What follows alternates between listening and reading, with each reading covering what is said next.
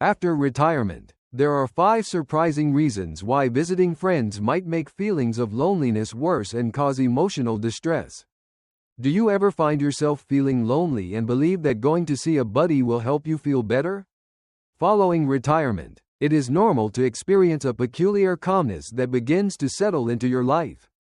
You've gone from routines that were set for years, calls from coworkers, and continual movement to days that are completely free, and you have an excessive amount of time to contemplate. It is during these extended periods of silence that a great number of individuals start looking back to the past, making phone calls to old friends, and making surprise visits in an effort to fill the void with people they might recognize. But what if I told you that going to see your friends every time you feel lonely could not be the best thing for your heart, your relationships, or even your happiness in the long run? You have it right. It may sound strange, but relying too heavily on friendships after retirement can often make your loneliness worse rather than alleviating it. This is something to keep in mind. We are going to discuss 5 surprising reasons why it may be detrimental to your emotional well-being to see your friends during times of emotional emptiness. These reasons will be discussed in this video. This is not about isolating individuals from one another. It is about having a knowledge of how to construct a life that is emotionally stronger, more self-reliant, and ultimately more meaningful, beginning with how you manage your time, your energy, and your inner calm. The 5 reasons that we are going to discuss are all based on real-life trends that have been observed in persons who are navigating retirement and mental wellness. At the conclusion of this video, you will not only have a better understanding of who you are, but you will also have a better understanding of how to approach friendships in a way that allows you to grow rather than cling to them. Continue to be with me. Despite the fact that it may sound unsettling, you should not avoid this situation. There are moments when the most difficult realities give rise to the greatest liberation. Additionally, if you have not yet subscribed, now is an excellent moment to do so. This will ensure that you do not lose out on the kinds of insights that will assist you in maintaining your mental and emotional stability in the subsequent chapter. Let's get started. First and foremost, emotional dependence on one side only. After retirement, one of the most common misconceptions that individuals make is the assumption that the solution to loneliness is to rely on friends in the same way that they did in the past. But let me tell you something. As we become older, our friendships change. Furthermore, if you are not careful, you can find that you are placing the responsibility of your emotional well-being on the shoulders of someone who has never sought to be in charge of it. This is the reason why this first reason is so significant when you are experiencing feelings of loneliness. It may feel like a lifeline to pay a visit to a friend, but it can silently build an emotional relationship that is out of balance, in which one person becomes a source of comfort and the other becomes an emotional crutch.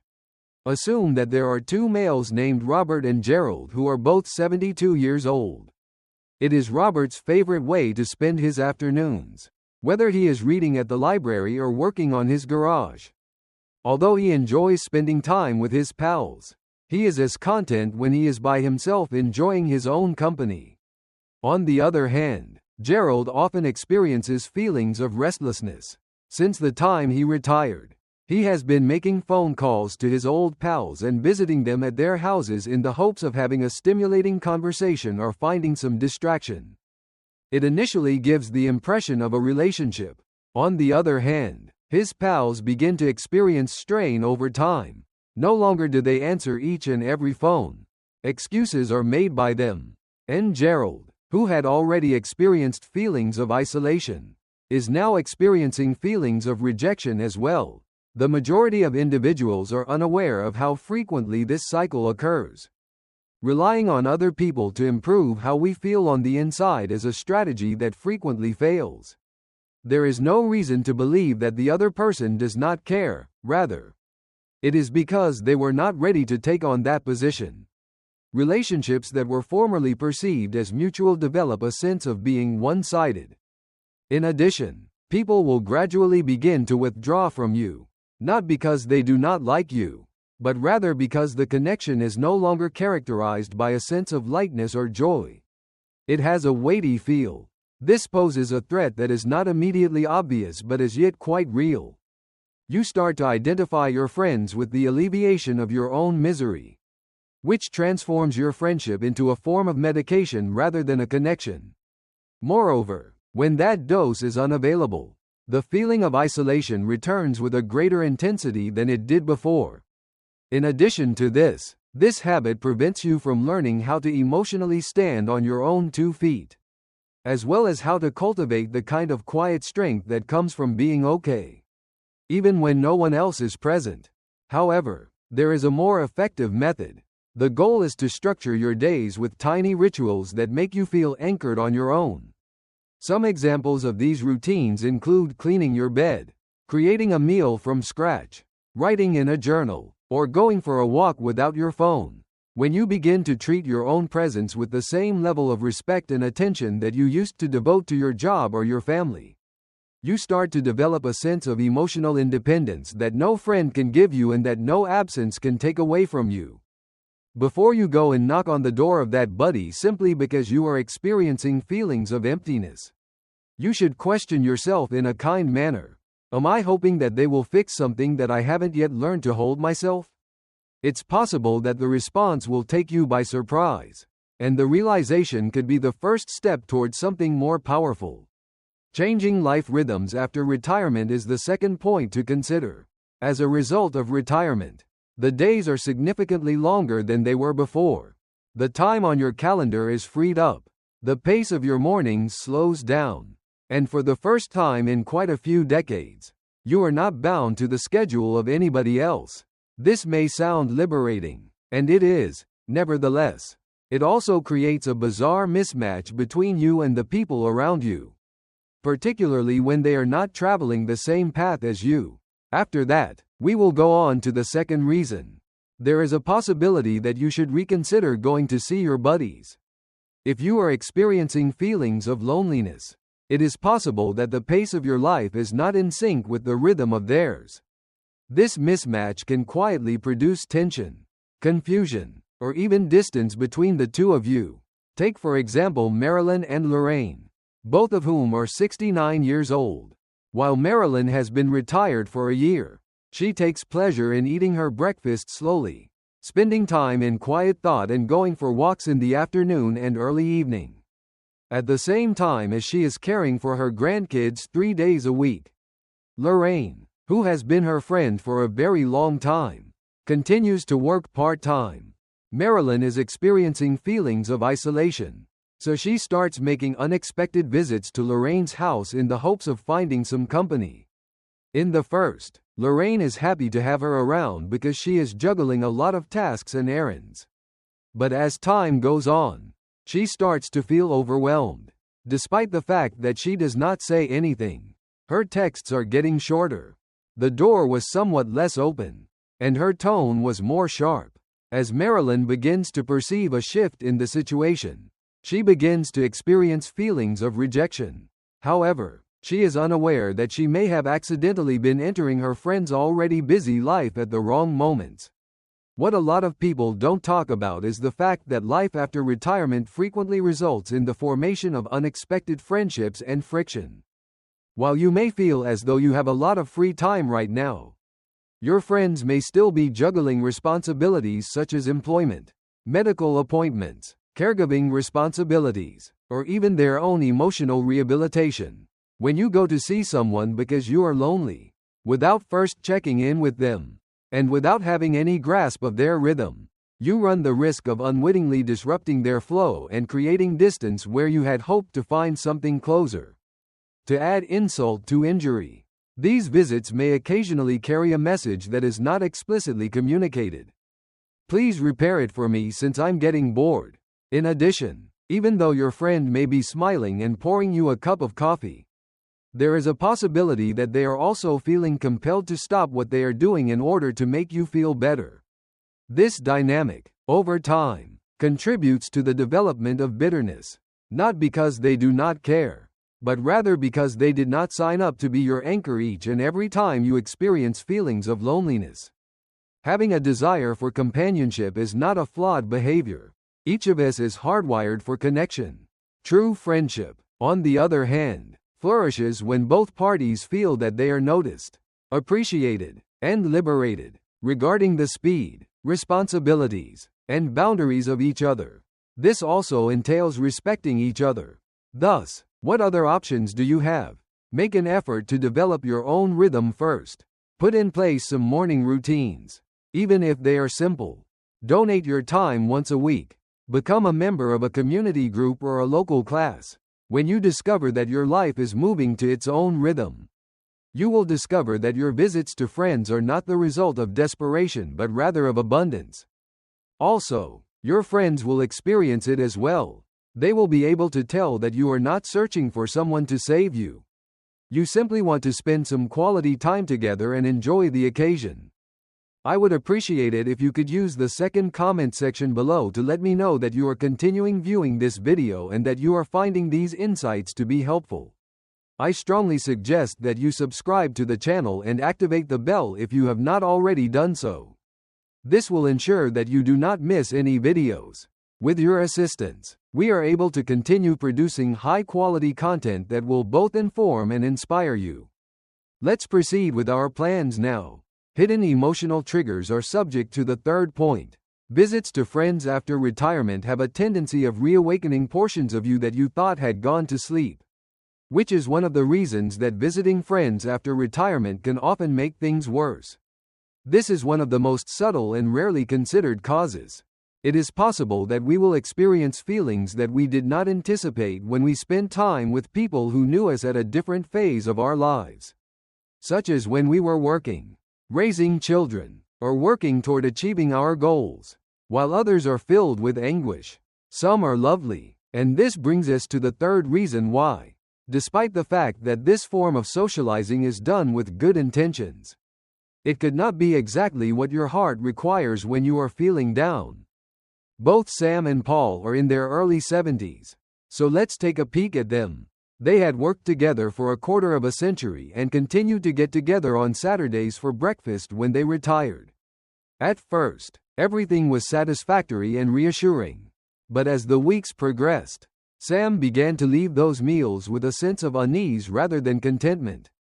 He was initially perplexed as to why, but eventually, it dawned on him. Every single chat revolved about their professional lives, their previous achievements, or unresolved office gossip.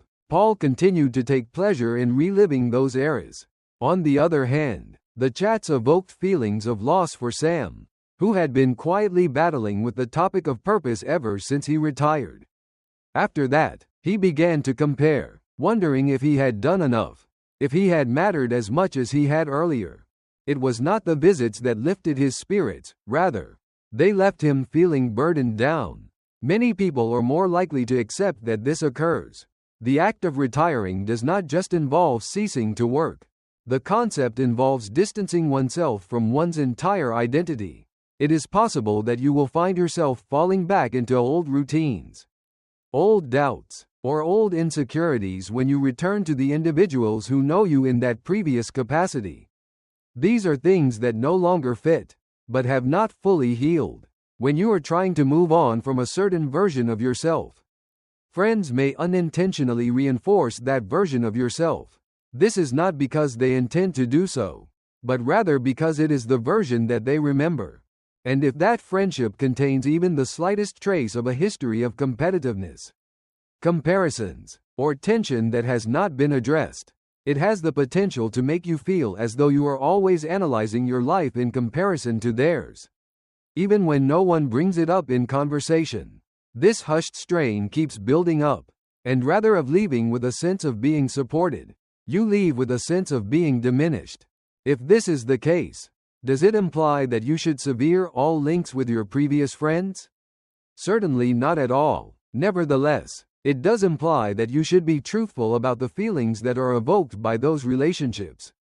It is possible that you are still carrying emotional baggage that need your care if you leave a visit feeling frightened, fatigued, or unsure of who you are. This could be a symptom that you are still carrying emotional baggage.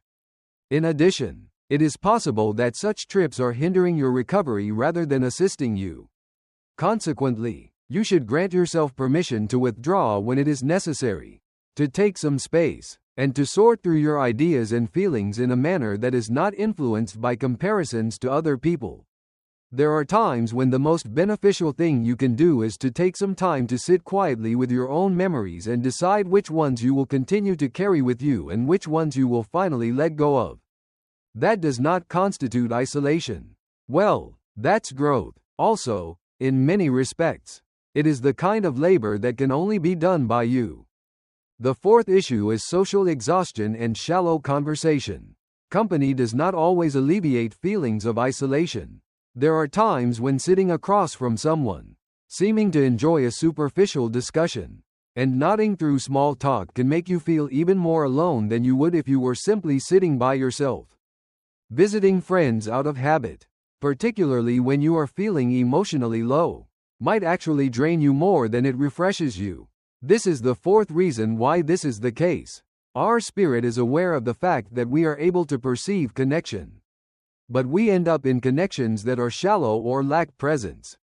In spite of the fact that we were not alone, we leave with a sense of emptiness. Take Barbara and Jean, who are both 75 years old. Barbara has always been the type of person that is good with words and also has a remarkable ability to tell stories. Despite the fact that Jean enjoys her company, she has noticed that their weekly coffee rendezvous have become extremely routine. They discuss the weather, the people who live nearby, and what the grandchildren are doing, but they don't go into any deeper topics. One time, Jean made an attempt to bring up the fact that she has been having trouble sleeping and that she has a persistent feeling of sadness that she is unable to shake. On the other hand, Barbara laughed it off and swiftly shifted the conversation to something else. Following that, Jean gave up on her efforts, despite the fact that she continues to meet with Barbara on a weekly basis. She frequently goes home feeling exhausted, misunderstood, and strangely detached. It is natural for our capacity for surface-level engagement to decrease as we become older. We yearn for experiences that are genuine, moments that are honest, and the feeling that the person in front of us is not merely hearing us but is actually seeing us. On the other hand, many friendships that have been cultivated over the course of decades have never been schooled in that level of emotional depth. Rather of focusing on vulnerability, they were instead centered on events, routines, or shared commitments. Therefore, when you go to see someone because you are lonely and you are hoping to connect with them, but you are met with superficial talk or diverted attention, it can cause a silent disappointment that lasts for hours after the meeting has ended. This particular form of social exhaustion is insidious. It is not usually accompanied with feelings of wrath or grief. There are instances when it manifests itself as little more than a deep sigh as you return home or a subtle thinking such as, "Why did I bother going?" That, however, is the body's way of letting you know that the energy that you had was depleted rather than regenerated. You are not required to quit seeing people, however. You are required to begin asking yourself why you are seeing them and what sort of contact you are truly searching for. Is your goal to make a true connection with someone, or are you just attempting to pass the time, mostly due to the fact that those are two quite distinct things? And if you confuse them, you will typically end up with more emptiness rather than less. There are times when talking more is not the solution. On occasion, it is to delve more deeply. And if you are unable to accomplish that with the individuals you are seeing, it may be time to look for other people who are able to meet you at the level you require. Or it may be time to take the first step toward developing that degree of intimacy with yourself. Because one of the most powerful talents you can develop at this point in your life is the ability to learn how to sit with your own thoughts, ask your own questions, and offer yourself your own presence. I would appreciate it if you could use the fourth comment section below to let me know that you are continuing viewing this video and that you are finding these insights to be helpful. I strongly suggest that you subscribe to the channel and activate the bell if you have not already done so. This will ensure that you do not miss any videos. With your assistance, we are able to continue producing high-quality content that will both inform and inspire you. Let's proceed with our plans now. A wasted opportunity for personal development comes in at number 5. There is something about stillness that makes the majority of people feel uneasy, particularly after someone has spent their entire life surrounded by noise.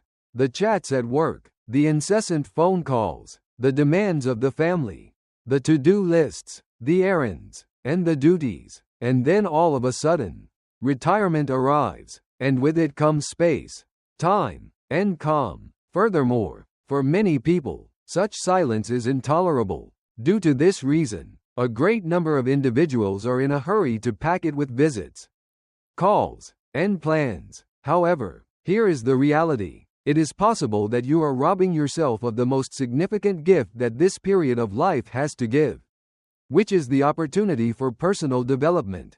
Each time you try to avoid being alone by going to someone else. Both Ellen and Ruth are 78 years old. So let's have a look at them. Meetups, brunch with old coworkers, afternoon cards with neighbors, and evening phone chats with her sister are just some of the activities that Ellen schedules into her daily schedule. She never stops moving, and she is constantly surrounded by others talking.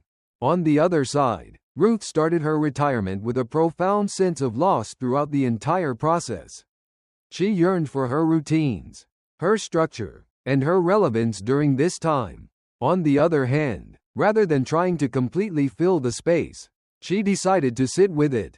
She increased the amount of reading she did, went for walks by herself, and wrote down her ideas in a journal. There were times when she shed tears, but gradually, something changed. She started to have feelings of serenity and centering. It wasn't long before she began to like being in her own company. Not a single person will ever tell you about this aspect of retirement. Your opportunity to rediscover who you are when no one requires you to be anything other than who you are. When you stop determining your value based on the number of people you've met or the number of plans you've laid out for yourself. Being alone oneself does not necessarily equate to feeling lonely. It is, in fact, frequently the initial step in constructing a life that is more rooted in reality and more serene. However, this is only the case if you refrain from hurrying away from the quiet and instead allow it to teach you something. You are delaying the silent work that your soul has been urging you to undertake when you frequently visit friends in order to escape the discomfort that you are experiencing in your own life. The questions that require your attention are being rendered inaudible by you. Questions such as, who am I this moment? For what kind of an experience do I want this new chapter to be? For what type of peace have I never allowed myself to have the opportunity to experience? This does not imply that you should avoid forming relationships with other people, however. It does imply that you should first become your own companion.